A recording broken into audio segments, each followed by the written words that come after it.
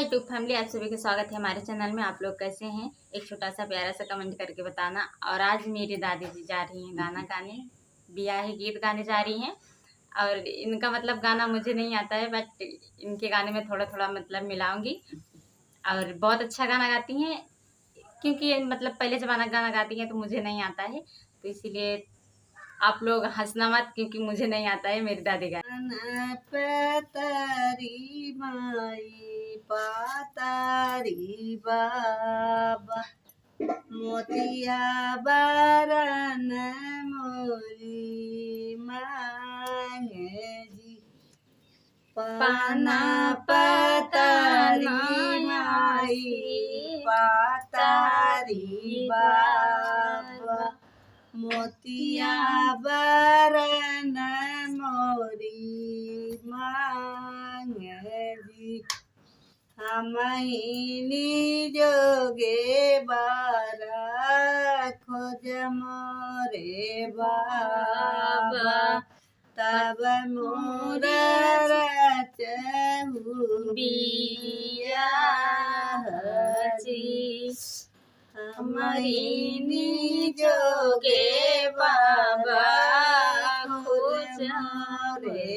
बाबा तब मोर रचहु बियाह जी। अरे गाना रे बेटी पर गाना रे हेरे बेटी देश सवारुआर जी। अरे गाना है रे बेटी पर गाना है रे तेरे बेटी देश सवारुआर जी। तोहिनी जोगे बाबा नहीं पायो बेटी अब बेटी रहलिउ कुमार जी। तोहिनी जोगे हबरा नहीं पाए बेटी अब बेटी रहलु कुमार जी। अर गाना रे बाबा पर गाना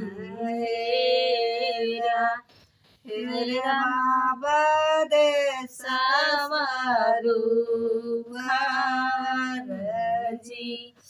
राजा दशरथ जी के चारी लालना चारा उबर कुमार जी।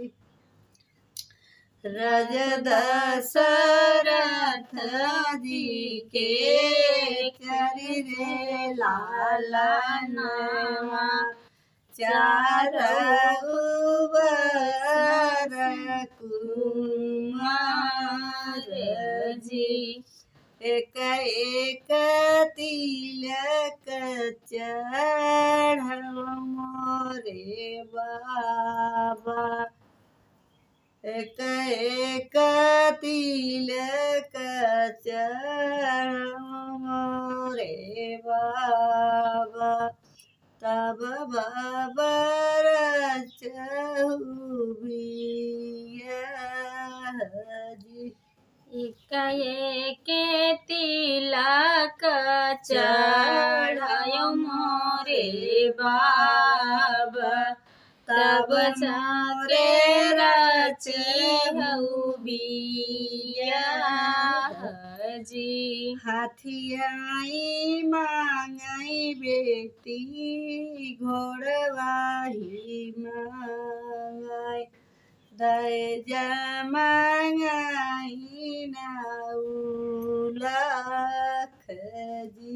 हथियाही मांगई बेटी घोड़वाही मांगई दहेजा मांगाई 9 लाख जी सोने के कलशवा माड़वना में मांगाई मोतिया न झलरी लगाऊ जी सोने के कलशवा माड़वा में मांगाई मोतियन लगाऊ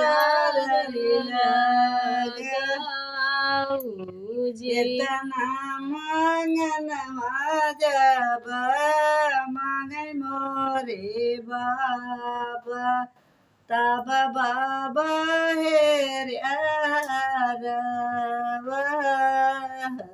जी इतना मांगनवा